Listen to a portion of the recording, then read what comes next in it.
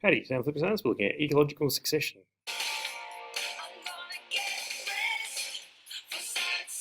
Um,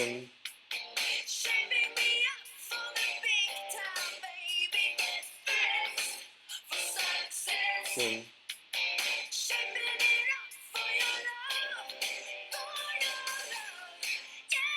so science understanding we're going to look at, describe the process of succession. So let's have a look at an example of succession. This is where my house is now, but there used to be a house there, and my house is the backyard over here.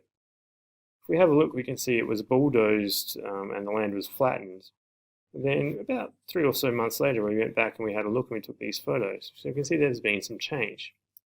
See some leaf matter building up, that's organic and that will decay. That gives a bit more nutrients to the soil and we start seeing weedy species have come in. So we're getting some grassy type stuff, we're getting a nice little weed here, grassy type stuff and some small plants growing. This is succession because we have a change in the community present in the area, in the habitat. So we've gone from having no plants to having plenty of plants. So let's talk about succession. So organisms occupy specific habitats because their needs are met by that habitat.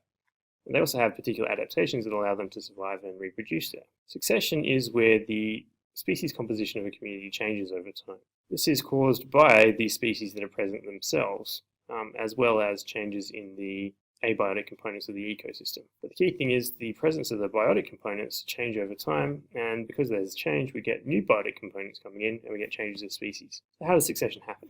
Organisms change their habitat in a variety of ways. They might be providing food or shelter. One species might be providing food or shelter for other species. So a good example is trees. So trees trap the sun's energy. They provide food and shelter for various bird species.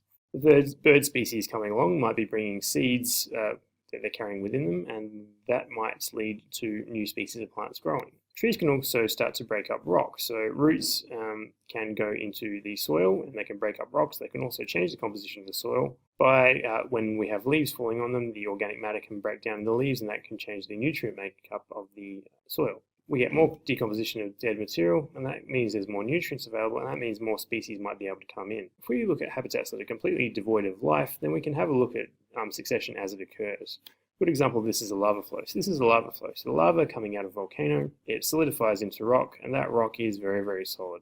Over time, we get that rock breaking down, and this is broken down by things like lichens. So lichens will establish themselves on bare rock. The lichen dissolves away the minerals in the rock, and that breaks it up into smaller bits. So since they're breaking it down, we get smaller and smaller bits, and then this leads to the first traces of soil that are starting to form. As the lichens die, decomposers can act on the lichens and start to produce nutrients that go into this proto-soil. Mosses might be able to survive in these new conditions. And as time progresses, we get further breakdown and decomposition of the organic matter that's present there, and we get further breakdown of the rocks and the soil. So then we get things like grasses, shrubs, and herbaceous plants moving in. So these are all small plants.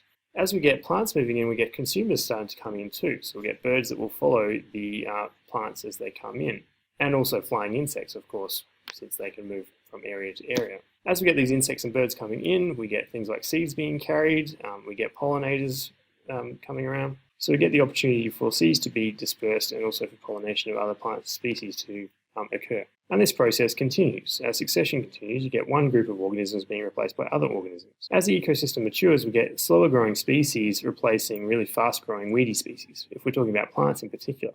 So the vacant lot where my house was, we had weedy species in there, but if we gave that enough time, we would get big trees coming in too. In a mature ecosystem, the organisms put a lot less effort into reproduction, and they're usually bigger, they live longer, and they have more complex life cycles. So we can see that here. So we have new species coming in, replacing old species with dead trees that are falling over, and then we get to our what we call a climax community, which is where you have a very stable ecosystem. So succession is broken up into two types, primary and secondary succession. Primary succession is where you're starting from brand new. So our example of the volcanic island with the lava flow, but a sand dune is also a good place to watch primary succession occurring. Secondary succession occurs where there's been a disturbance in the ecosystem, so some damage or disaster, and we're getting succession occurring from there. So my vacant lot is an example of that. There was soil there present. There is seeds already in the soil from other plant species. There are birds in the area. So the changes in my vacant lot, that's an example of secondary succession. Good examples of secondary succession are things like fires, and this is particularly in the Australian ecosystem. We're going to talk about this a bit later on. Secondary succession is a lot quicker than primary succession. Primary succession can take hundreds to thousands of years, whereas secondary succession might take hundreds of years to get to the climax community. The reason for this is there's already soil present. There's also already plant species that are nearby normally, and there's already animals that are able to make it to the area to help with the recolonisation. So let's do our check. So, describe the process of succession. Today in Flippin Science, we'll look at succession. That's it for Flippin Science today. See ya.